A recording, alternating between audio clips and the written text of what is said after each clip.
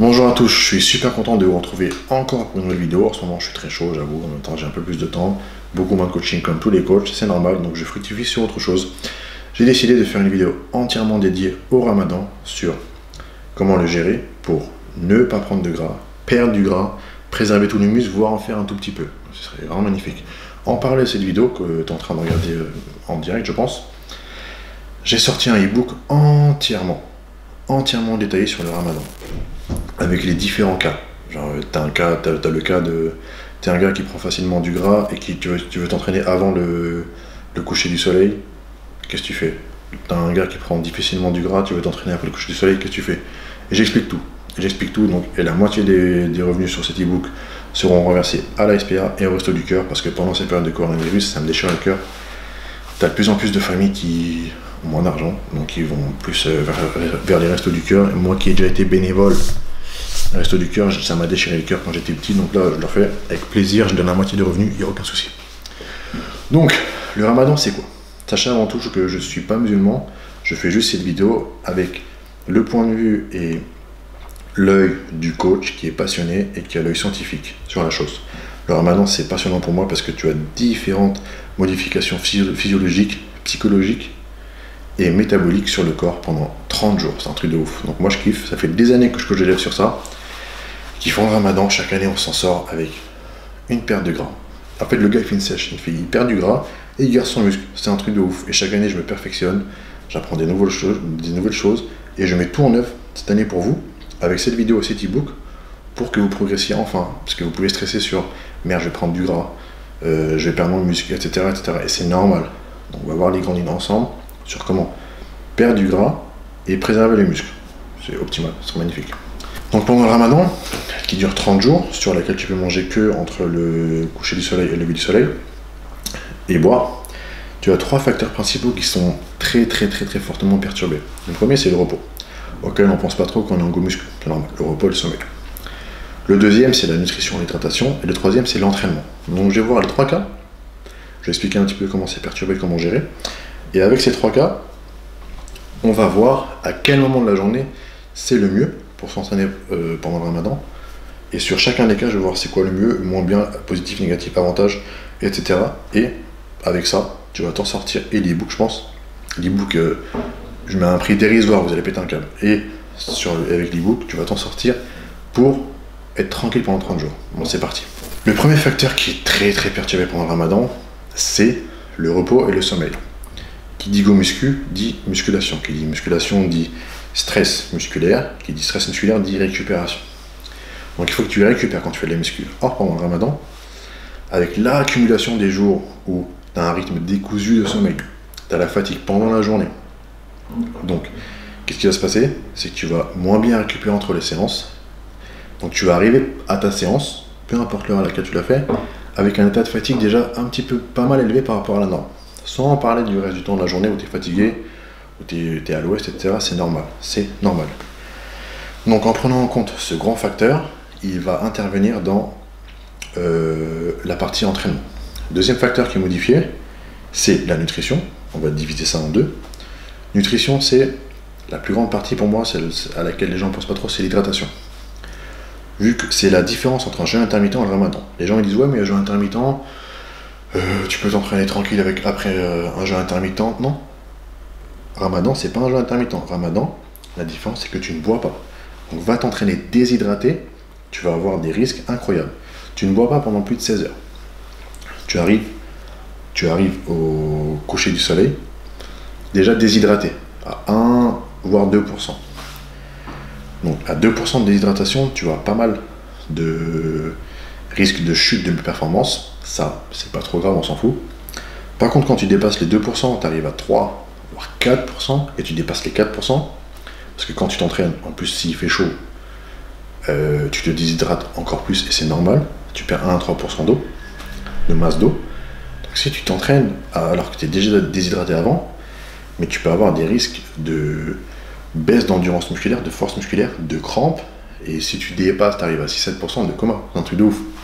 Donc il faut prendre ça en considération les gars, l'hydratation, c'est pourquoi, vous verrez après, je conseille absolument pas de vous entraîner avant la rupture du jeûne. Bien, on va voir ça après. tu as la nutrition qui est modifiée. Tu peux pas manger pendant plus de 16 heures. Tu peux manger que sur une fenêtre courte, entre le coucher du soleil et le lever du soleil. Donc tu dois placer quasiment ton même total calorique sur une fenêtre beaucoup plus courte. Comment faire? Si tu passes sur le total calorique sur une fenêtre beaucoup plus courte, tu as de fortes chances de condenser tes repas. Donc tu vas faire des gros repas sur 4 repas, tu passes de 6 repas à 3-4 repas. Donc tu vas faire des gros repas et tu as beaucoup plus de chances d'accumuler du gras. Donc il va falloir réduire de 15 à 20% ton apport calorique et de cycler les glucides. Donc jour d'entraînement, taux de glucides selon toi. Ça, moi j'explique tout dans les books. Et jour d'entraînement, tu fais un carb cycling. Donc là tu fais un jour bas en glucides et tu compenses un petit peu en lipides. Et c'est comme ça, uniquement comme ça, que tu es sûr de perdre du gras et de ne pas en prendre et de préserver les muscles. L'apport en protéines doit toujours être haut. Visez minimum 40 grammes à chaque repas, les gars, minimum. Et la partie 3, c'est l'entraînement. Bon, l'entraînement, tu as plusieurs écoles. T'en as qui disent il faut pousser lourd parce que vu que tu n'as pas de patates, tu n'as pas de réserve de glycogène, etc., tu es vide, tu vas juste taper dans le système nerveux. Ouais. Je suis pas trop d'accord et je l'ai vu avec l'expérience sur des années pendant des années avec mes élèves. Ok, système nerveux, mais tu vas vite être cramé. Et vu que tu es déshydraté, et tu as la fatigue, tu es vide d'énergie, les risques de blessure sont multipliés par je sais pas combien, les gars. Non, le lourd, non. Beaucoup de reps, c'est-à-dire au-delà de 15-20. Non, tes réserves de glycogène sont déjà moyennes, même si tu manges bien la nuit, etc. Elles sont vidées quasiment au cours de la journée. Frère, tu vas encore plus les vider, tu vas être KO encore plus. Donc tu vas te vider les réserves de glycogène qui sont déjà moyennement vides et tu vas attaquer 16 heures de jeûne. Frère, tu vas être KO.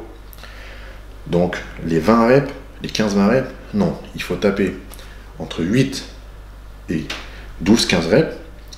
Tu prends ton ARM, tu travailles que sur 60-70% ton ARM, donc moyen lourd.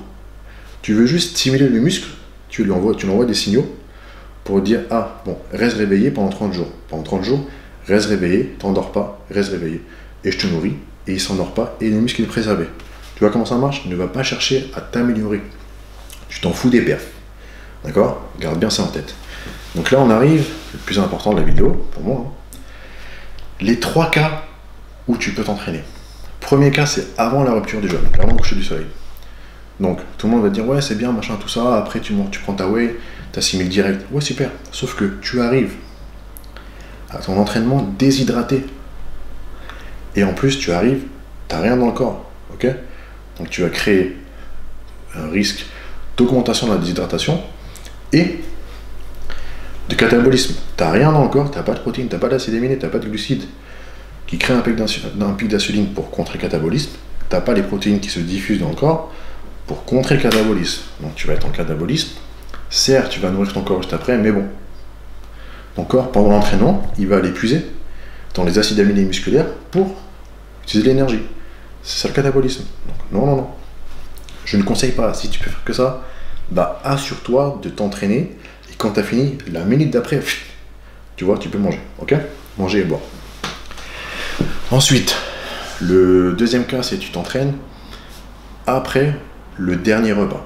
Donc, le dernier repas est très tôt le matin, tu t'entraînes après, ou la journée. Donc l'idéal, quand tu t'entraînes, tu peux t'entraîner dans ce cas-là, c'est que ce soit un entraînement modéré, parce que tu vas t'entraîner, et pendant tout le reste de la journée, tu n'auras aucun apport. Donc certes, tu auras mangé avant ton entraînement, mais après tu vas rien manger pendant des heures. Toi qui as détruit ton muscle a besoin d'être nourri après, donc c'est pas top. Donc là, c'est là que je conseille une activité modérée, ou un petit cardio, un petit footing. Si tu es en mode go muscu, tu veux garder tes gains et perdre du gras, le meilleur moment c'est tu manges à la rupture du jeûne et tu t'entraînes juste après. Tu as la rupture du jeûne, tu as mangé, mais pas manger n'importe quoi, hein. Tu vas pas manger un gros plat. Tu vas juste voir cette rupture du jeûne comme un pré-workout, à savoir nourrir ton muscle en protéines, donc de la whey. Franchement, on va pas chercher midi à 14h, hein. De la whey, assimilation, digestion rapide, et des glucides rapides, et un tout petit peu, bon tu peux placer des dates, ça va ralentir, ça va se diffuser lentement pendant l'entraînement, et un petit peu de glucides, enfin un petit peu de glucides lents pour diffuser lentement, ou un petit peu de lipides pour ralentir la digestion. Donc c'est protéines rapides et glucides rapides, et un tout petit peu, soit de glucides lents ou de lipides, pour ralentir la digestion, ok? Ou bien tu fais protéines rapides et glucides rapides, et au milieu de l'entraînement, un petit peu de glucides rapides, ok? Donc là, tu as nourri ton muscle, tu as ton pic d'insuline qui fait que tu n'auras pas de catabolisme, tu as tes muscles qui sont nourris en protéines, donc pas de catabolisme. Magnifique, tu arrives à la fin de l'entraînement, tu peux te nourrir encore et boire encore. Donc là, après, tu peux taper un vrai repas. Et ensuite, un petit snack. Et ensuite, un vrai repas avant le lever du soleil, bien riche en gras, en glucides lents, etc., en aliments qui retiennent l'eau, qui ont du sel, des fruits, machin, tout ça, pour que ça se diffuse le reste de la journée. Voilà, magnifique. C'est magnifique, c'est le meilleur moment, les gars. Le meilleur moment, les gars, c'est rupture du jeûne, tu nourris ton corps pour l'entraînement, et tu t'entraînes, et tu remanges après, et avant le lever du soleil. C'est le meilleur moment. Donc, si tu t'entraînes à ce moment-là, tu gardes les mêmes principes. Tu dois t'hydrater avant parce que tu es déshydraté, donc prends le temps de t'hydrater. Le secret, entre guillemets, pendant le moment d'hydratation, c'est de boire des gorgées, des verres de 200 ml. Si tu bois trop d'un coup, qu'est-ce qui va se passer? En fait, rapidement, tout va aller dans tes urines et tu vas pas retenir l'eau que tu es en train de boire. Si tu ajoutes un petit peu de sel, ça va un petit peu plus retenir l'eau, c'est bien. Mais si tu prends trop de sel, tu vas avoir encore plus sentiment de déshydratation, donc il faut bien jauger. Pareil pour le sommeil, le petit secret entre guillemets, c'est de taper des siestes, d'être calé sur ton rythme un petit peu actuel de non-ramadan. C'est-à-dire que si tu es un gars qui est plus du soir, d'entraînement du soir, parce que tu es plus en forme, etc., reste sur ce rythme, d'accord? Si tu es plus du matin, et que tu changes de rythme pour le ramadan, qui va déjà te changer de rythme à cause du sommeil, tu vas être éclaté. Donc reste sur le matin aussi, d'accord? Ne décale pas trop ton cycle circadien, ton rythme circadien qui est déjà décalé. C'est un peu compliqué, mais bon. Tape des petites siestes pour assurer de être toujours dans un état de fatigue le moins bas possible, le plus bas possible, et en même temps ça va faire accélérer la journée et tu auras moins un sentiment et les sensations, les envies de faim et de soif. Donc c'est vraiment mes recommandations pour bien gérer le ramadan afin de perdre du gras, limiter la prise de gras et préserver tout le muscle. Voilà. On a parlé de l'hydratation, de la nutrition, du repos, du sommeil et de l'entraînement. Et les 3 cas d'heure d'entraînement. Bon, après, je suis curieux de savoir la répartition de vos entraînements. Qui s'entraîne plus avant la rupture du jeûne, après, ou après le lever du soleil? Moi, ça m'intéresse vraiment de savoir. Je fais des statistiques. Et voilà. Après, j'ai encore une fois sorti un e-book où j'ai tout détaillé. Il fait plus de 50 pages. C'est un truc de ouf. J'ai même fait un fichier Excel qui calcule automatiquement selon votre âge, votre poids, votre taille, vos macros en jour d'entraînement pour chaque repas et pour la journée, en carb cycling. Jour de repos, jour d'entraînement. Tout fait automatiquement. Tu rentres âge, poids, taille, t'as rien à faire. C'est un truc de ouf. Une dernière astuce que je peux conseiller, que je peux vous conseiller les amis, c'est d'acheter une balance. C'est les impédance mètres là qui mesurent, ça coûte 30 balles sur Amazon, 40 balles, j'en ai bon. Qui mesure le taux de masse musculaire, de masse graisseuse, d'eau, le poids bien sûr. Et je conseille de chaque jour, tu prends ces statistiques, c'est connecté de façon à ton téléphone avec une application, tu as un tracking de tout. Et chaque jour qui passe, tu vois comment évolue ta masse graisseuse, comment évolue ton poids, ta masse musculaire. L'idéal serait que ta masse musculaire ne bouge pas. Ta masse graisseuse ne bouge pas, voire diminue un petit peu, ton eau va bouger. Mais au final, si tu te pèses avant la rupture du jeûne parce que tu n'as rien bu, oui ton poids, parce que tu auras perdu beaucoup d'eau, c'est sûr. Si tu te pèses après avoir bu de l'eau, c'est différent. Ce qui est important à ce niveau pour se peser sur l'eau, avoir la stat de l'eau, c'est de voir. Tu t'entraînes sans boire de l'eau, ok, une fois. Et tu vois, après l'entraînement, tu mesures ton taux d'eau avant et après l'entraînement et tu vois combien de pourcentage d'eau tu as perdu. Et comme ça, tu vas pouvoir jauger, anticiper l'hydratation et la déshydratation. Voilà mes quelques astuces. J'espère que ça vous a plu, que ça vous a aidé. Sachez encore une fois que mon but, c'est juste vous aider. Moi, je suis très scientifique, je suis passionné par tout ce qui est physiologie et anatomie nutrition. Donc, que ce soit carême, ramadan, je le vois du même œil. Progression, coaching, fitness, physiologie et passion. On est tous dans le même bateau, les gars. Bon courage à tous. Si vous avez des questions, n'hésitez pas en commentaire ou en MP, c'est pas grave. Si vous avez pris l'e-book et ou le fichier Excel, pareil, envoyez des mails ou MP s'il y a des choses qui sont pas claires. Encore une fois, dans l'e-book, tu as tout qui calcule tout automatiquement. Je te dis comment calculer tes macros, le carb cycling et tout. Donc tu vas t'en sortir avec, par exemple, tu fais 80 kg, 40 grammes de protéines au repas 1, 30 grammes de glucides là. Évidemment, ce sont des chiffres optimaux. Mais il y a des jours où tu ne pourras pas taper ça, donc c'est normal, ce sont des chiffres optimaux. Toujours observer comment tu évolues et t'ajustes. Si tu vois que tu perds trop vite du gras et du poids, bah, tu t'envoies un message ou toi-même t'ajoutes un petit peu de glucides, c'est écrit dans l'e-book. Si tu vois que tu prends du gras malgré ce que j'ai mis, ce qui n'arrivera pas, mais bon, on sait jamais, tu réduis les glucides, tout simplement. Ça va très bien se passer.